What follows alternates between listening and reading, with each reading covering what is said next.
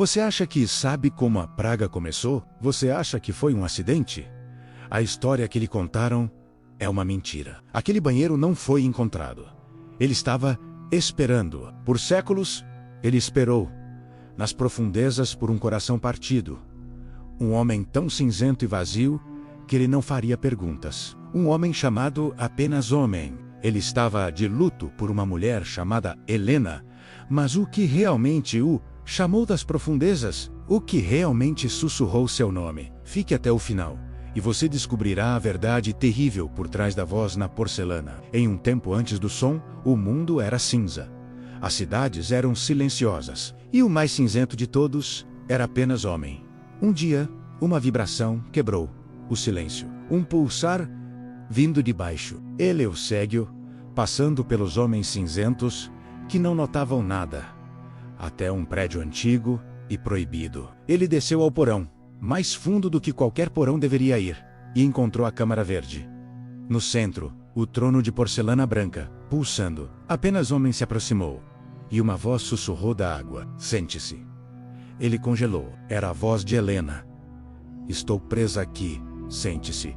Liberte-me." Lágrimas cinzentas correram por seu rosto. Ele a havia encontrado. Ele não hesitou. Ele se virou e se sentou. No instante em que sua pele tocou a porcelana fria, um grito ecoou, mas não foi o dele. A luz verde explodiu.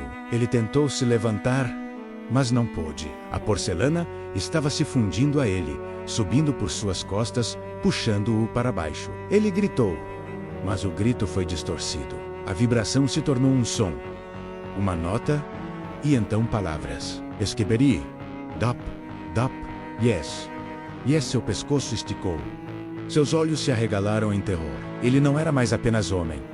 Ele era uma cabeça aterrorizada, emergindo de um trono de porcelana. A voz de Helena havia desaparecido.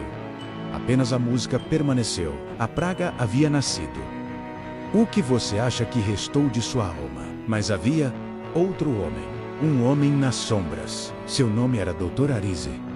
Um cientista de lógica fria que também amava Helena, com uma inveja sombria que corroía sua lógica. Ele acreditava que apenas homem era o culpado pelo desaparecimento dela. Naquele dia, Arise estava lá, rastreando apenas homem com uma câmera protótipo. Ele viu tudo. Ele viu apenas homem entrar na câmara. Ele ouviu a voz. E ele viu a transformação. Ele viu o monstro de porcelana, o esquibide primordial. Arise não sentiu medo. Ele sentiu validação. Ele ergueu sua lente. Ele filmou o nascimento da praga. Mas quando o esquibide primordial se virou, seus olhos cheios de pânico, e cantou Esquibide Dop Dop. O esquibide primordial estava com medo, cantando sua canção horrível contra sua vontade. Mas a canção não podia ser contida. O som vazou. Subiu pelas fundações e se infiltrou nas ruas cinzentas.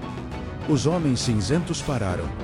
Eles inclinaram a cabeça. Um deles começou a cantarolar. Dop, dop, yes. Yes, a música era um vírus. E ela vinha com um comando: "Benha, sente-se." Um por um, os homens cinzentos se viraram. Eles foram para os banheiros, em prédios de escritórios, em restaurantes, em banheiros públicos. Eles entraram, fecharam as portas e se sentaram. Em toda a cidade, gritos foram abafados pela música Esquibide. Em 12 horas, a cidade cinzenta se tornou um pesadelo branco e cantante. Um exército de cabeças em pescoços longos, deslizando em bases de porcelana. A praga, o primeiro cameraman, observou do topo de um prédio. Ele filmou tudo, o horror. A velocidade, ele viu o esquibide primordial emergir, maior que os outros. Seu canto o mais alto. O rei deles. O cameraman sabia que não podia lutar contra um exército de som sozinho. Sua lente podia vê-las, mas não podia feri-los. Ele precisava de barulho.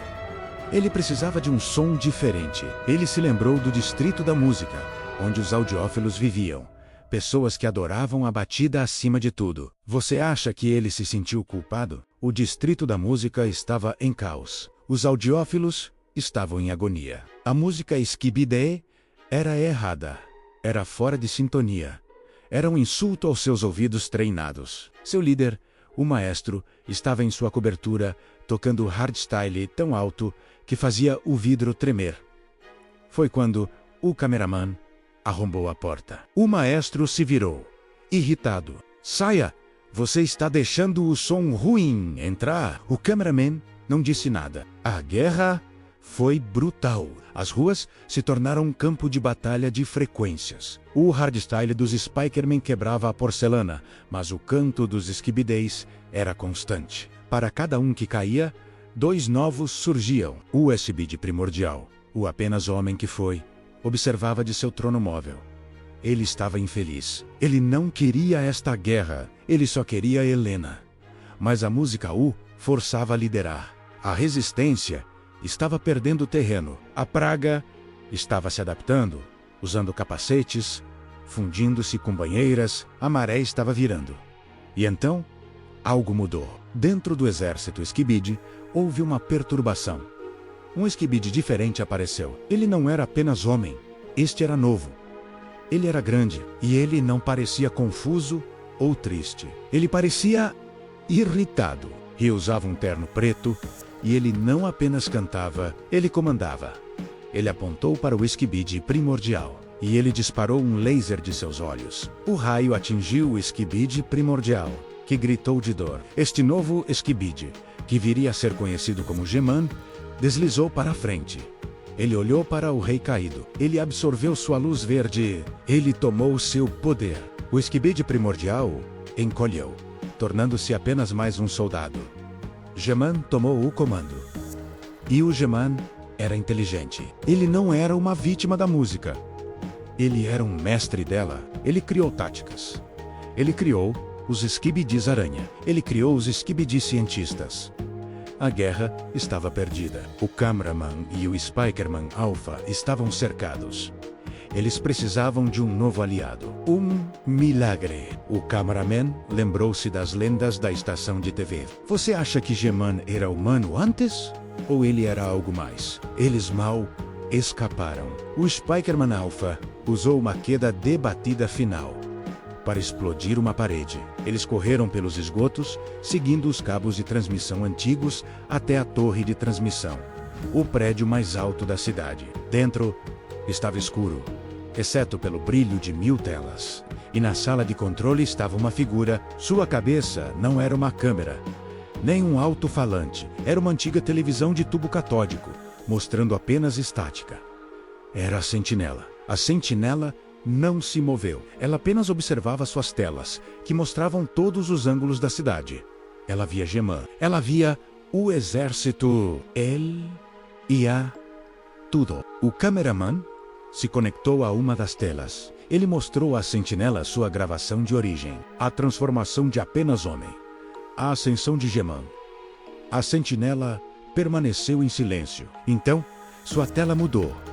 A estática desapareceu. Ela mostrou uma imagem de Helena, apenas homem e Dr. Arise, todos juntos, antes do cinza. A câmera de Arise tremeu. Como ela sabia, a tela da sentinela mudou novamente. Mostrou o Geman disparando seus lasers. E então, mostrou uma luz roxa brilhante atingindo o Geman, fazendo-o recuar. A sentinela se virou, sua tela de estática olhando diretamente para eles. Ela apontou para um Skibidi que havia entrado sorrateiramente. A tela da sentinela brilhou com uma luz roxa hipnótica. O Skibidi parou de cantar. Ele parecia confuso. A sentinela apertou um botão. O Skibidi olhou para baixo, para sua própria descarga, e a ativou. Ele desapareceu. O cameraman e o Spikerman entenderam. Luz.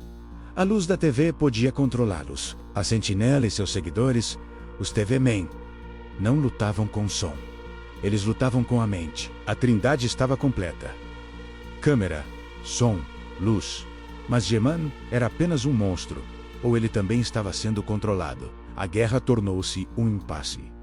Geman era brilhante. Os TV-Men podiam hipnotizar os soldados comuns, mas Geman usava óculos escuros especiais para bloquear sua luz. Os Spikerman podiam destruir os Skibidis Aranha, Mas Geman criou esquibedis com canhões de som próprios. Os cameramen podiam filmar tudo, mas eles próprios eram vulneráveis. Dr. Arise, o primeiro cameraman, sentiu o peso dos anos. A lente de sua câmera estava arranhada. Ele percebeu que a força bruta não venceria. Ele tinha que entender a origem. Por quê? Por que um banheiro? Por que aquela música? Ele deixou a batalha principal e viajou sozinho. De volta ao prédio antigo, de volta à Câmara Verde. O trono original de apenas homem estava lá, quebrado pela ascensão de Geman. Arise passou os dedos de metal pela porcelana quebrada. E ele viu algo que ele não viu da primeira vez. Escondido sob a linha d'água. Não era uma inscrição. Era um diagrama, um círculo. Mostrava uma figura cinzenta e triste. Uma flecha apontava para um trono de porcelana cantante. O trono cantante apontava para figuras com câmeras e alto-falantes. E as figuras, de resistência, apontavam de volta para a figura cinzenta. Arise com Hello não era uma praga. Era um ciclo. A roda do Brainrot. O mundo fica cinza e silencioso. A frequência esquibide desperta para trazer o caos e o som. O caos se torna muito alto. A resistência desperta para trazer a ordem e o silêncio. E a ordem, eventualmente, se torna cinza e silenciosa novamente. Geman não era o inimigo final. Ele era apenas uma peça no jogo. Nós não estamos destinados a vencer. Ele sussurrou para sua lente. Estamos destinados a lutar. Ele ouviu um som atrás dele. Um deslizar pesado de porcelana. Ele se virou. Geman estava lá. Seus óculos escuros estavam levantados. Seus olhos vermelhos brilhando. Ele olhou para Arise. Ele olhou para o diagrama no trono quebrado. E pela primeira vez, Geman falou em uma voz que não era música. Nós sabemos, disse ele. Arise ergueu sua câmera. A guerra não era sobre vencer. Era sobre quem controlaria o próximo ciclo.